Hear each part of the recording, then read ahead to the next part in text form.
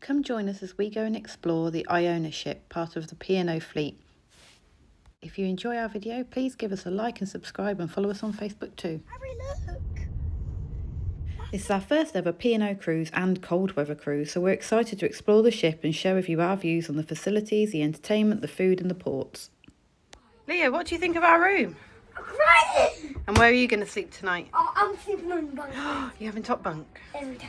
Lucky boy. Actually, I don't want to be in the bottom there. Yeah, you could be on the top the whole time. I'm fine. Are you actually sure, Harry? Yeah. Oh, Leo exploring his this bunk. is my bed, Daddy. I'll let you go. I'm here. Wow. I'm left here. I'll let you Big balcony.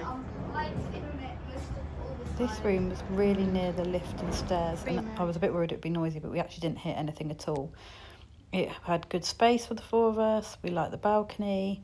I wouldn't have wanted to book level 8 because people with balconies that have people walking past them. So, yeah, we specifically avoided level deck 8. But overall, we loved the room, thought it was great, good space and lots of amenities. Oh, my Pokemon dog. Harry, do you feel safe? No. As soon as you board your ship, they send you to your muster station to be ticked off, and then they ask you to watch a safety video in your bedroom, which we did straight away. It's really easy to find and very quick to watch. This is room 9105, right at the front of the ship, on the same deck as us. Ida and Bob were a bit anxious in case they would feel lots of movement at the front, but actually they didn't, and they absolutely loved their views. I always pick a balcony because it's my happy place, but actually on such a cold weather cruise and with so many open decks and lots of space around, maybe next time I might have saved myself some pennies and gone for an inside cabin. However, there is something quite special about being able to look out into the ocean and just feel the wind in your hair and smell the sea, which I absolutely love. We then headed straight out to the sailaway party, which was the coldest one we've ever been to, but it was still really good fun. As you can see, the kids that get involved, and then they had some of the staff come out and do some singing and dancing, but it got a little bit too cold for us, so we headed inside for a drink and some food.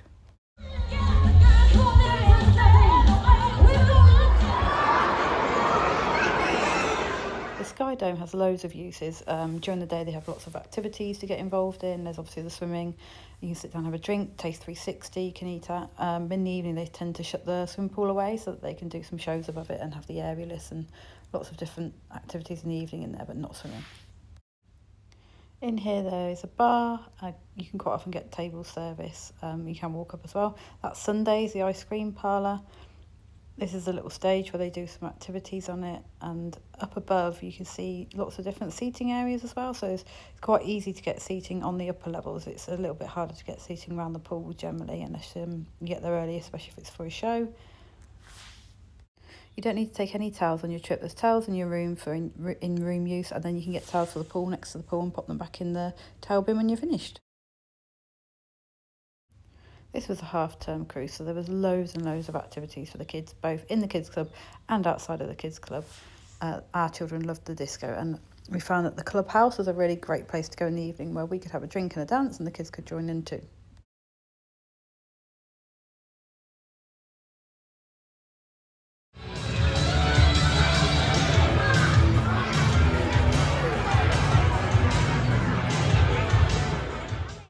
We absolutely love the animal guys. They're so fun and educational. We highly recommend it. The theatre itself is great. It's massive. You could always get a seat, even if you hadn't managed to pre-book. If you waited, 9 times out of 10, you're going to get in and get a seat anyway. The shows were great, all different ones, but our favourite was definitely the animal guys. Prior to sailing, we'd booked ourselves a special treat, an afternoon tea at the Epicurean. We heard some really great things and it didn't disappoint. The kids were busy enjoying Kids Club, so we decided to go along, and we really did enjoy the food, the flavours, and of course the beautiful backdrop. So right next to the Epicurean, up on deck 17, is the Crow's Nest, which was probably one of my favourite places to have a drink, especially in the daytime when you can see out really far. There was a piano player some evenings, not that we managed to catch him, but yeah, really lovely spot to have a nice drink together.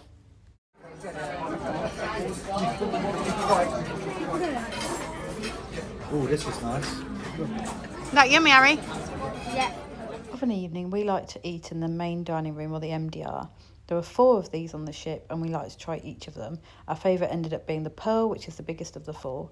To book a table, you use the My Holiday webpage. It's not an app, it should be, in my opinion. The webpage was really hit and miss as to when you got in the queue, got kicked out of the queue, or managed to get to the front. But once in the main dining room, the service was great, the food was nice, there was good choice. You could have a couple of starters if you wanted to try a few of the things on the menu. And there was a great kids menu as well. The kids really enjoyed the food in there. After setting sail and having a sea day, we arrived in Hamburg, and this was our first opportunity to get off the boat and explore in Germany. So we disembarked, we walked through. Security out was really smooth and swift, and we went and joined the queue for the shuttles into Hamburg. We were not on a short excursion, these were just shuttles that P&O put on for you. I think they're free if you're select fare, but about £5 each way if you're on a saver fare. So we all jumped onto that, and the transfer itself was really smooth. So we had a good day exploring Hamburg. We did the hop on, hop off bus, and then we headed back on the coach from the same point it had dropped us off. This is when we hit the huge queues trying to re-embark onto the ship. And it probably took about an hour in total. It was quite a lot of standing around. So for people that struggle with standing, there were some seats, but it was a bit more difficult than other ports. I am a big breakfast person, so often I would just get up and head straight to Horizon for a breakfast buffet. But you can also go to the main dining room for a service breakfast if you choose to. So Ariana and I are at the breakfast buffet. Ari, what are you eating? What you got? Sausages and beans, and I got a muffin. The size of your head. Yeah. Is that yummy, Leo? Nice cup of tea, Ari. Cheers. Cheers. Cheers, Harry. One of the first things we would do each evening, or definitely first thing in the morning if we hadn't looked the night before, was work our way through the Horizon. They give you a printed version of this in your rooms, but you can also access it via the My Holiday webpage. We loved trawling through the pages and working out as a family which were the must-do things, which ones we'd like to try and get to. To be honest, there's too much, so you do struggle a little bit trying to work out how you're going to be in two places at once, but we really enjoyed a lot of the entertainment that was offered, and there's some coding on there so you can see which ones are for kids. This bit is showing you what films are on, because there's an amazing cinema, totally free to go to. There's 4 different screens. They change the films every single day, and they do 3 or 4 showings every day. So a really amazing thing on this ship is 4 cinema screens, which change daily, and there's always a kids showing. And what I really like about this is that you don't actually have to book it. If you come over, you can see what's available and what's occupied. So if any of those were grey, it would mean someone was sat there. I think that's quite cool. Totally free, don't need to book. Here you can also see information on what shops are on board and when they open, when the restaurants are open, and also when the kids club are open. There's different kids clubs for different ages, and we'll talk about that more later. The Iona has loads of swimming pools and hot tubs outside. However, with this being a cold weather cruise, although the pools are heated, we couldn't really stay in them for very long. The hot tubs are really nice and warm though, and the kids really enjoyed sitting in those for a short while. I'm going to swim!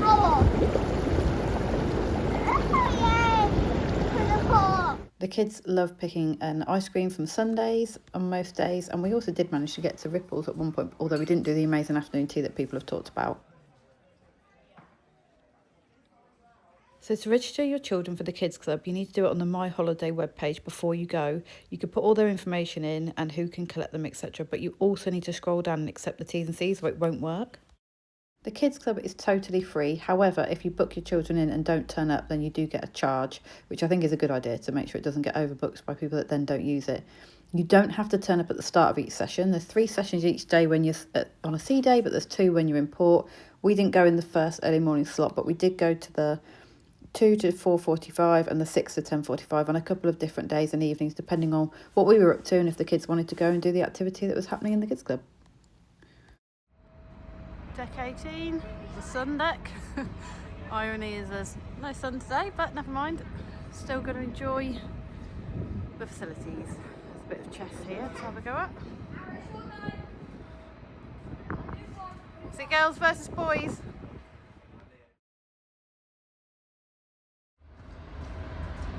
A little bit too cold for us to go in this, but I bet this will be good fun in the hot weather for the little ones.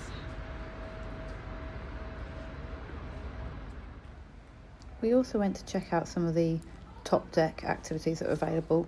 You can walk in and use a basketball, kick a football around, and also have a little practice at golf imagine this would be quite a cool place actually.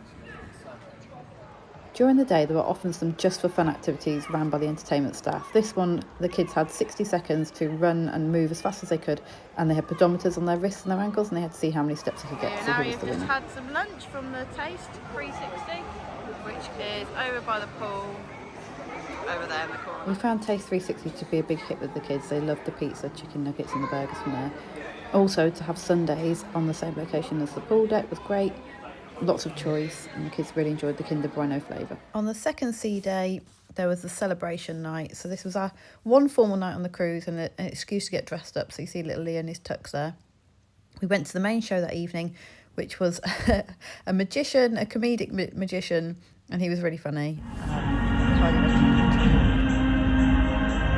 After the show, we headed out into the main atrium. This is split over 3 floors, and each corner sort of has a different area, whether it's a different bar, coffee shop, or there's something happening in each part, but it's very open. On formal night, they had people taking photographs here.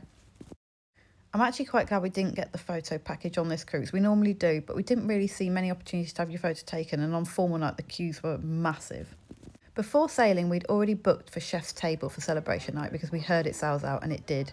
What this actually is the buffet area, but it's turned into a restaurant for the night. Everything's set up really beautifully, and the food was delicious. The beef Wellington was probably some of the best food I had on the ship, so I'm really glad that we did it.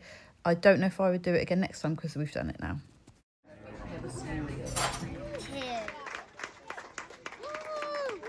Because we had booked the 8:30 chef celebration ahead of sailing, we didn't realise at the time it was going to clash with the show Shush, something I've been really looking forward to because I'm a massive Nicole Scherzinger fan.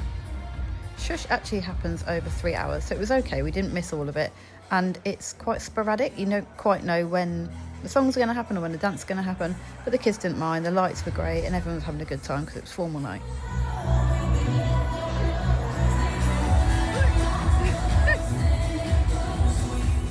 The next day, James and I popped onto the spa to have a thermal spa session, which was for 2 hours, and we pre-booked that before getting on the ship. But here you can see they do lots of different treatments, and they even do kids treatments as well. So you can go and have an ice cream and have your nails done mummy and daughter time, which I think is really lovely.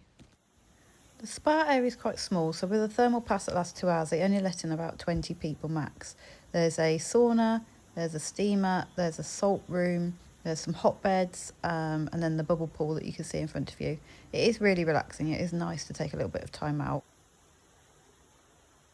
Your robes and towels are included for the duration of your visit. We had heard a lot about Sindhu, the Indian restaurant on board. Lots of people said it was their favourite place to eat on the ship, so we booked it before sailing, which was £10 per person, but that comes off the price of what you eat at the end of your bill. The starters were delicious, 3 different types of chutney, and these lamb cutlets were definitely some of the best food I'd had on the ship. The main meal itself, I wasn't a huge fan of, but James went for the trio, 3 different types of meals, and he had both puddings and he absolutely loved it. The 710 Club is a small intimate room off the atrium that opens 3, maybe 4 times a night. You can pre-book. If you book from the first night, it opens up for all the days of your sailing. If you don't get a pre-booking, you can still queue up and try and get in, but it only holds about 100 people. We really enjoyed the music and the band were great. It's a very small intimate room though, so maybe don't sit at the front if that's something you're a little bit anxious about.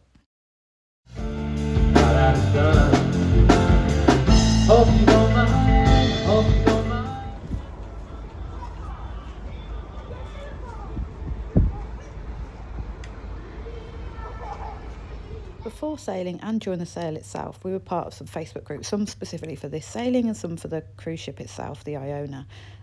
These groups are really helpful. They're full of information, full of people that want to help, and some amazing photos as well. So thank you to the people that have let me share their photos in here. The views from the ship you can see from your balconies, but if you don't have one, or if you're lying in bed, you can actually see it from the TV. These yellow stops are the water taxi stops, and as you can see, they're right next to the ship. You can go up and down the river in Rotterdam, and lots of people did go on these and shared that they really enjoyed the experience and they were really easy to use, and that there is an app that can help you to book them.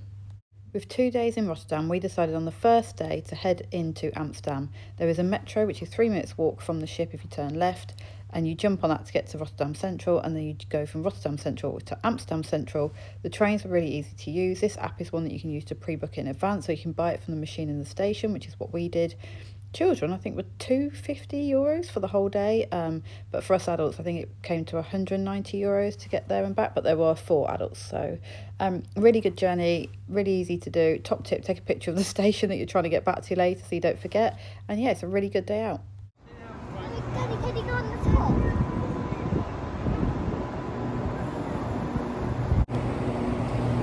So we've just made it to Rotterdam Central. We had to get on the metro from the ship. It took about 3 minutes. You come out the ship, turn left and just walk straight, and then there's a yellow sort of McDonald's sign looking metro sign. You just go down, use the machine to tap your card, but don't do that for all of you because only one person can use the card. So we had Ariana go for the barrier and get stuck there. Then we had to queue up and get tickets. We got the all-day ticket because the 2-hour ones wouldn't work, so we're going all the way into Amsterdam today. And then when we got to Rotterdam Central, we had to go up to the top main station and buy the tickets into Amsterdam and back. We've gone for the intercity ones because it's much quicker. It does cost a lot more though, so it was €190 for 4 adults and 2 kids to return. And now we found hopefully the right platform for Amsterdam Central, and we'll be getting on in a moment.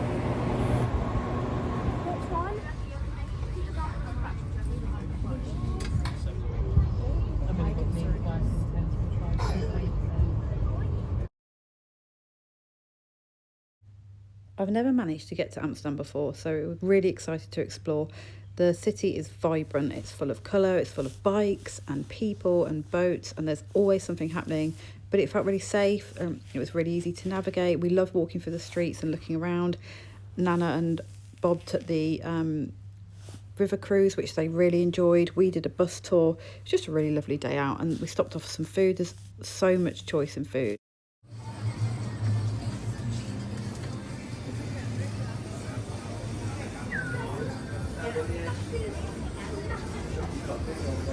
Sorry.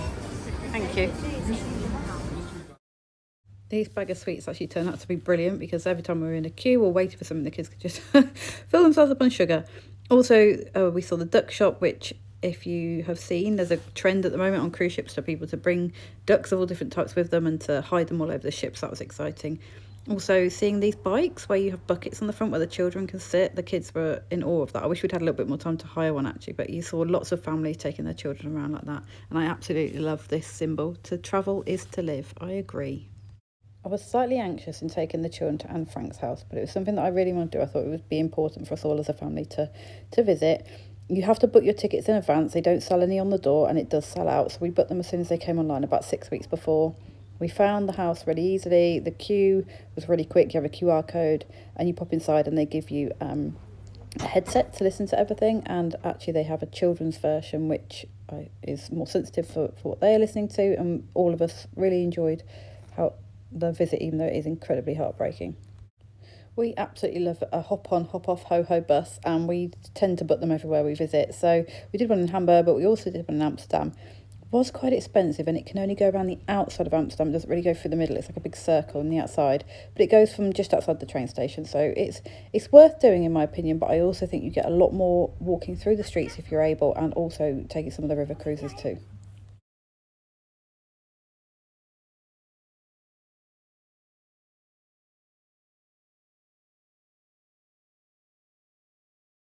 Because the ship was in port overnight in Rotterdam, there was no rush back, but we did head back to the train station and jump back on one of the intercity trains back to Rotterdam and then back on the metro again to the ship itself. Leo was so inspired by Anne Frank's house, he wanted to write his own little diary. Getting back just after 7:30, we were all too tired to get changed, so we headed straight to the main dining room and decided to eat straight away before retiring for the evening. And food was really yummy, lots of choice. You can order a couple of starters if you feel like trying more than one thing. And there is a children's menu. They also have a bit of colouring for the children as well if you want to keep them busy. But for this dinner, we let them have their iPads. We don't always do that, but after a really long, busy day, we did. And you can see Leo there eating pancakes. That was his absolute favourite pudding. He had it probably 4 or 5 times on the cruise.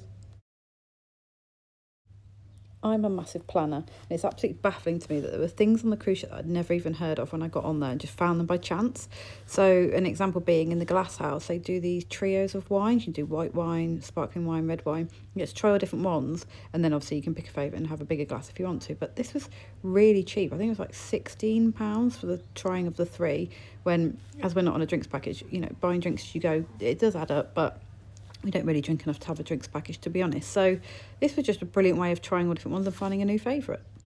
And whilst talking about drinks, we saw a number of people walk around the ship with a drink with candy floss sticking out the top of it, and we had to try it. Also, this one, I think it was called On the Rocks, came out with some smoke coming off the top of it. I ordered this for James. I didn't know it came in an actual flamingo, but I think it's brilliant that it does. A restaurant that you have to book but doesn't necessarily cost any extra unless you pick the things that cost extra is the Olive Grove, which is the Italian restaurant on board. Again, heard loads of really good things about this. So I actually booked this whilst we were waiting in the queue to board the ship, because once you're connected to their Wi-Fi and you know your boarding pass number, as you've printed it off to get on, you can log in and get bookings. So I booked this for one of the days we were in port and we knew we weren't going to be getting off the ship, and we went and had a really nice lunch there. The lasagna was delicious. It was boiling hot, so just be careful with the children touching it, but the food itself was really nice. One of my top tips would be to join the Facebook group if there's one already set up for your particular sailing or for the cruise line itself or the ship itself. You get to meet lots of different people, you get to hear what they found really good, you get to ask questions, and also some of your fellow guests might share some awesome pictures like this one. Thank you very much, Carl, for letting me share it. In this vlog, we're going to share with you some of the evening entertainment that we got involved in, including silent disco and the Limelight Club, and then share with you our shore excursion into Bruges. One of the evenings when the kids were being busy in Kids Club, James and I booked ourselves into the Limelight.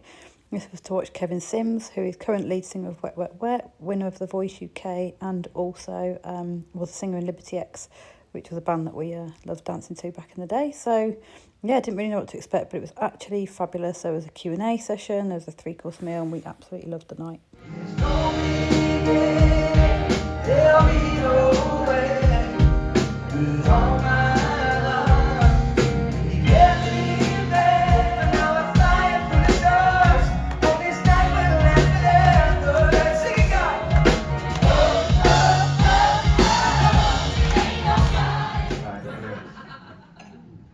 Sexy, everything about you so sexy.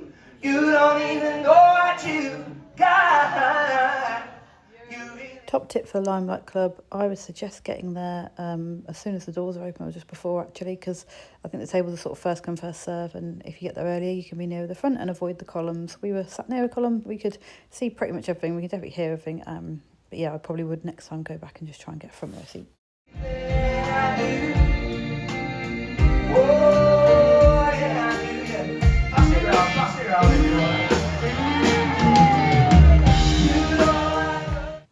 After the Limelight Club, I stayed in there and I was joined by Ida, and we stayed in to watch the late night show of Tucker, the on-ship comedian, who is really funny no matter which show you see him at, but in the adults only one he is especially funny. We had a brilliant time.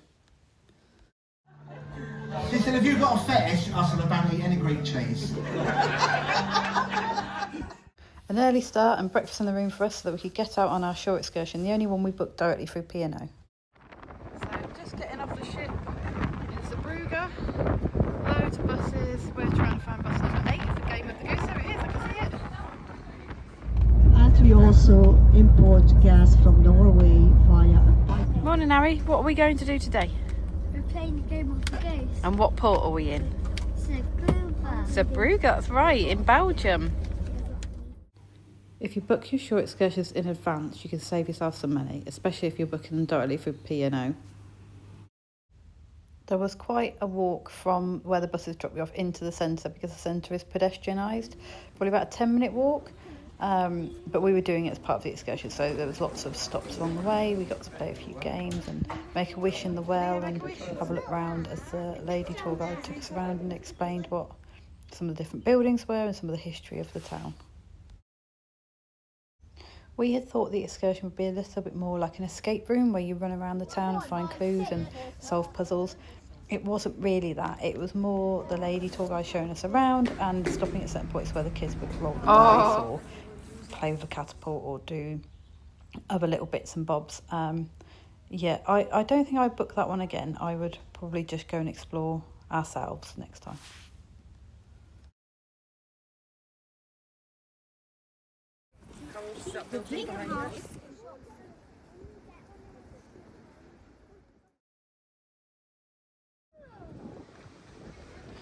Once the tour's over, you get an hour and a half to self-explore. There are loads of different roads that offshoot this main square.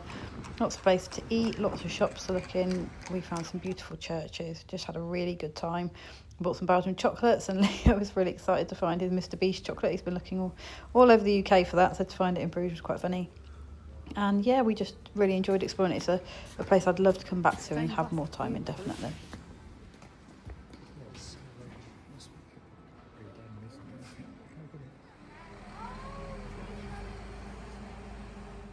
Bob and Ida didn't come on the trip with us because it was aimed at children and had lots of walking. Instead, they walked out at port and found this chocolate factory, which they said was great to have a look round. For our last evening, we decided to eat in the MDR, and we'd already packed our suitcases and put the ones outside that we wanted to be carried off the ship for us. You have to do that by 10 p.m. Morning, Harry. Having our last breakfast, aren't we? What have you gone for, Leo? Yeah, and what about you, Ariana? What are you having? Beans and sausages, and Oh, yummy. And then we're sat out the back. It's actually warm enough today, and we can see drizzle, but it's actually really nice to have the fresh air. If you put your cases outside your room the night before and ask them to be disembarked for you, when you get into the warehouse, you need to find your cases and take them. They are grouped by deck number. There are also some... And that's it, the end of the holiday. We hope you've enjoyed the vlog, and thanks for following us on our adventures. Please do click the like and subscribe to see more from us. Thank you.